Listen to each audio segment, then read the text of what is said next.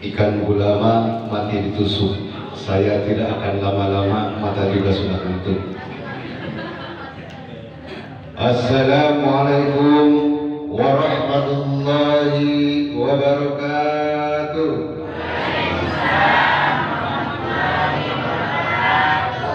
Daun salam di balik pintu, anak kecil jangan ditampar. Jawab salamnya ibu-ibu Ilsu, kayak pasti yang lapar kayaknya.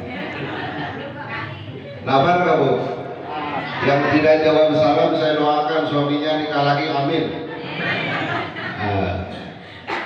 Alhamdulillahirabbil alamin wal aqibatu lil muttaqin wa ala jami'i anbiya'i wal mursalin wa ala ibadillahi salihin min ahli samawati wal ardh. Amma ba'd.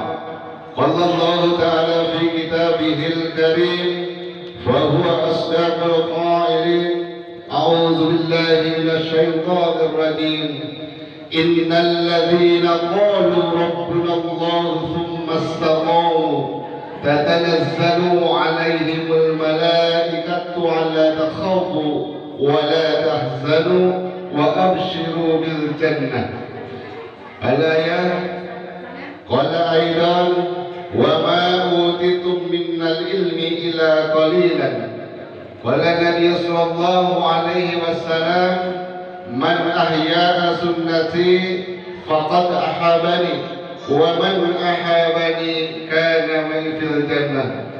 حضرة المكرم سيد الكرام para alim ulama, wabil khusus dan yang teristimewa Bapak Wakil Bupati Kabupaten Bengkayang yang saya hormati dan insya Allah dirahmati oleh Allah Subhanahu wa Ta'ala.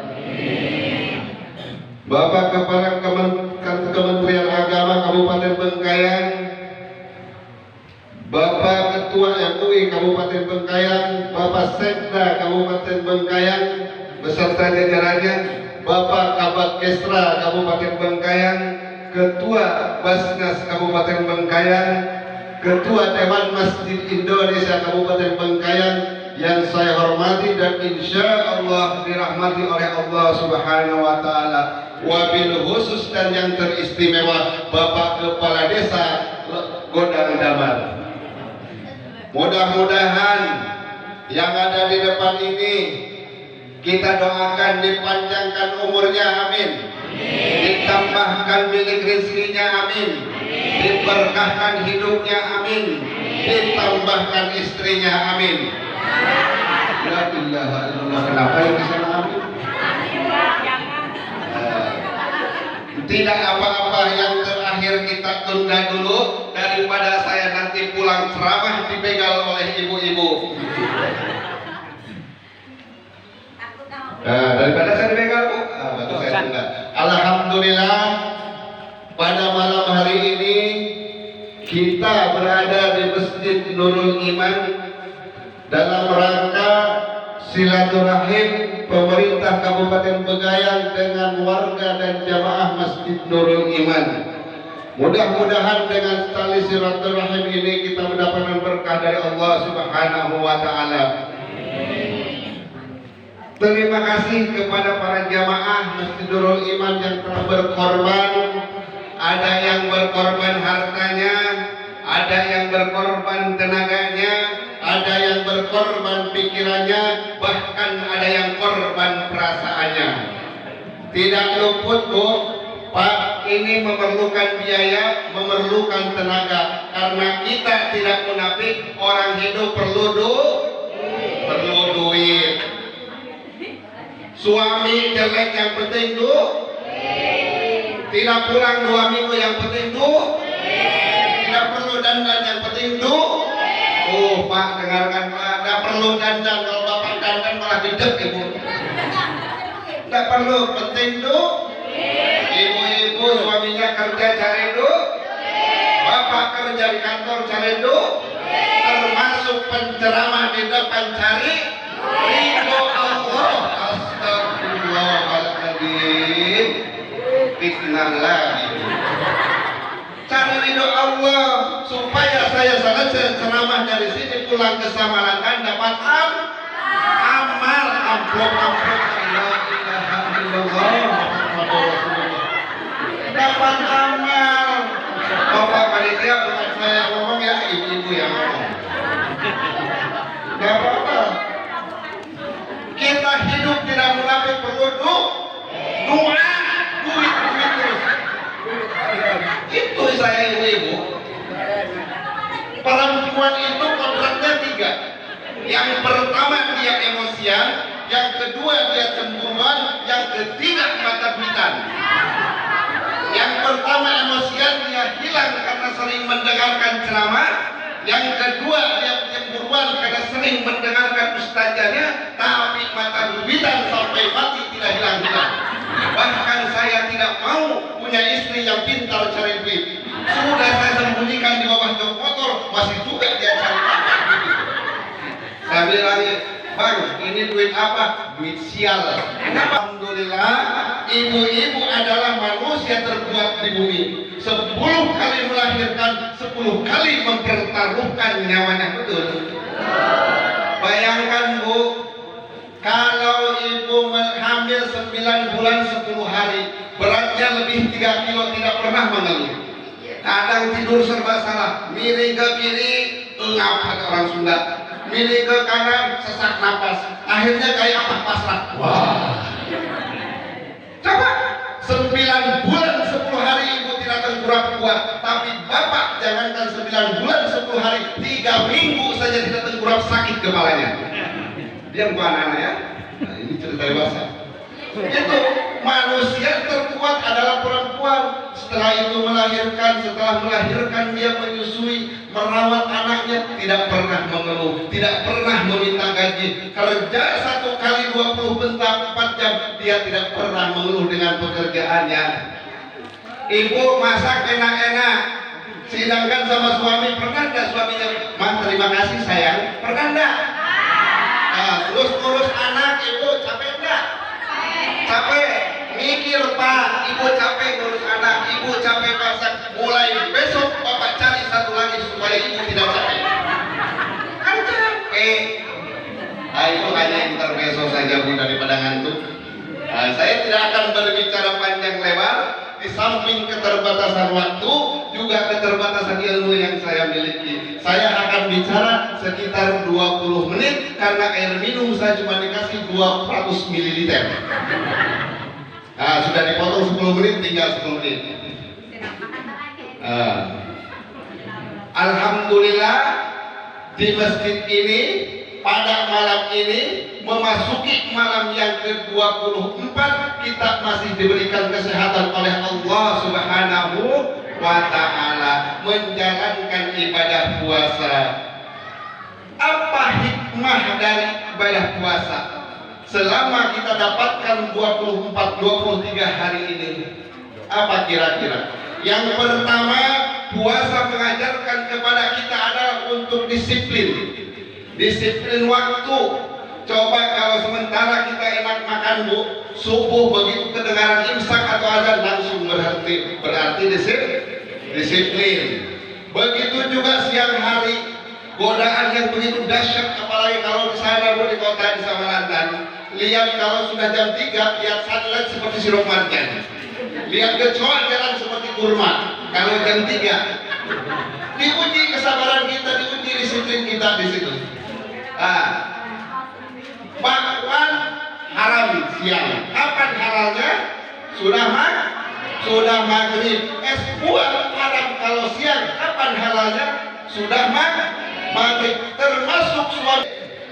Puasa mengajarkan kita pertama disiplin waktu, biar makanan enak di depan kita. Kalau memang bukan hak kita, tidak bisa kita ambil. Apa hikmah daripada disiplin untuk diterapkan kepada waktu di bulan-bulan selanjutnya?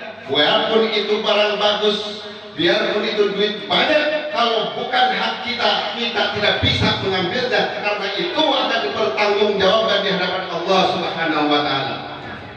Yang kedua, singkat saja Bu, 5 menit lagi. Yang kedua, puasa mengajarkan kita adalah peka. Peka Bu, bayangkan kita puasa puasa 24 hari, 23 hari. Haus mencekik tenggorokan, lapar melilit perut, kita baru 24 hari sudah mengeluh.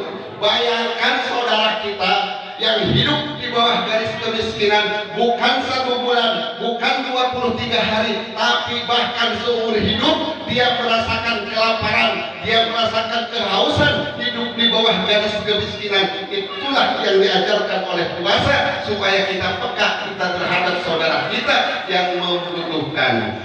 Ketika Allah berikan rezeki lebih kepada kita, maka nafkahkan di jalan Allah dengan membantu saudara kita yang kurang beruntung. Kadang-kadang kita mentang-mentang di dalam anunya suruh bersedekah kepada janda, bapaknya sedekah kepada janda tua, janda muda aja. Mengajarkan kepekaan supaya kita hidup tidak serakah. Apa yang kita punya seolah-olah milik kita, tapi kalau Allah sudah mengambilnya, jabatan, harta, tahta, dan wanita akan habis. Yang ada apa? Masuk ke dalam kubur, cuman amal ibadah yang akan kita bawa. Pajeronya bagus, begitu kita mati dipakai oleh istri barunya. Tempat tidurnya mahal puluhan juta, begitu mati dipakai juga istri barunya. Bapaknya mati, istrinya kawin lagi. Kalau waktu mati, begitu dikubur belum 40 hari dia selfie, cekrek. La ilaha illallah. Jadi puasa mengajarkan kepada kita disiplin, puasa mengajarkan kita sabar, puasa mengajarkan supaya kita peka apa yang kita miliki belum tentu milik kita semua. Demikian apa yang saya sampaikan. Mohon maaf apabila ada kekurangan. Masihkah? Masih katanya. Terus Bu. Terus, oh saya bukan tukang parkir. Jadi itu puasa mengajarkan kepada kita peka supaya kita bisa merasakan apa yang saudara kita rasakan. Karena kalau terus saya sebentar ya. Karena apa? Umat Islam itu semua bersaudara. Innamal mu'minuna ikhwana. Sesungguhnya orang muslim adalah bersaudara. Apa kata Jenderal Sudirman? Tidak akan ada kekuatan kalau tanpa ada persatuan. Tidak akan ada persatuan tanpa terikat tali silaturahim. Betul? Coba hidup orang Islam itu harus seperti hidupnya 5 jari. 5 jari kalau kompak nampar bisa, mukul bisa. Tapi kalau nggak kompak, coba ini mukul. Coba kalian bisa. Makan pakai jempol udah habis-habis. Mukul pakai jempol sakit. Coba pakai ini udah bisa. Tapi kalau kita kompak, nampar bisa, mukul juga bisa. Jempol yang pertama siapa? Jempol adalah pemerintah. Kalau pekerjaan sudah dijempol pemerintah, berarti bagus pekerjaan kita. Tapi kalau pekerjaan sudah dibeginikan pemerintah, jangan harap dapat duit. Betul. Pemerintah Pak jempol. Yang kedua, tunjuk orang kaya. Kalau orang kaya sudah nunjuk, apapun bisa jadi. Coba bikinkan madrasah di situ, duitnya ambil, materialnya ambil, jadi madrasah. Tapi kalau orang miskin yang nunjuk, bikinkan madrasah di situ, duit dari mana kau? Orang kaya telunjuk, 1 kali tunjuk jadi. Jari tengah paling tinggi siapa dia? Ustadz, ulama, TNI, Polri, netral kemana-mana, tidak pernah berpihak kemanapun. Itu makanya tinggi jari tengah. Yang keempat, jari manis. Anak muda biar buntung tetap namanya jari manis. Masa muda adalah masa yang manis. Inilah masa muda generasi bangsa kita. Makanya Bu, kalau anak ibu nakal, jangan suruh ke masjid. Jangan salahkan orang lain kalau masjid di masjid banyak orang yang nakal, anak-anak yang nakal yang ikut sana sini. Karena apa? Begitu dia ikut di rumahnya, jangan kau ikut di rumah, bikin bukan masjid. La ilaha illallah. Suruh ikut lagi ke masjid. Tapi kalau anak-anak terapi, insya Allah itulah masa depan kita. Ada di sini santri? Ada santri? Alhamdulillah ada santri. Bu, Dek, jangan takut. Santri itu masa depan sukses. Bukan masa depan suram. Kau sukses, isuk-isuk hees. Pagi-pagi tidur. Itu kan kerjaan santri. Kalau ada kerjaan pagi tidur, siang tidur, malam juga tidur. Jangan takut jadi santri. Santri karena tidak ada masa depan, bohong. Santri banyak masa depannya. Coba, kalau orang kampung tanam padi, berapa bulan dia baru panen? 4 bulan baru panen. Tapi kalau penceramah 1 jam dia panen. Sekarang ceramah, nanti pulang dapat padi. Itu ilmu. Kenapa dia? Insya Allah, makanya kalau jadi santri jangan takut tidak sukses. Kalau penceramah, petani tanam padi 4 bulan baru dapat duit.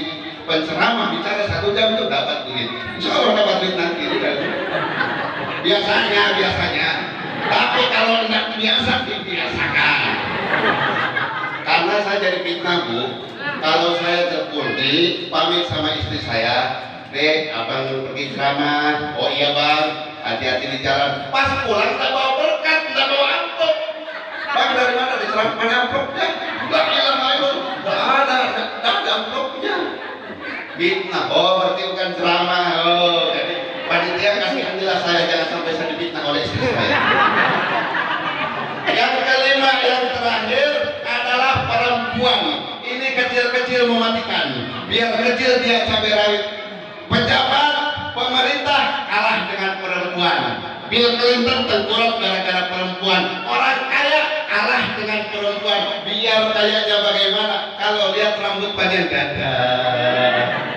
Itu di sana, di sini enggak. Insya Allah enggak beda. Itu kalau biarpun bagaimana, kalau sudah perempuan tak bisa biar kecil mematikan. Itulah yang saya dapat sampaikan. Mohon maaf apabila ada kekurangan. Wallahul muwaffiq ila aqwamit thoriq. Wassalamualaikum warahmatullahi wabarakatuh. Bersambung lain kali.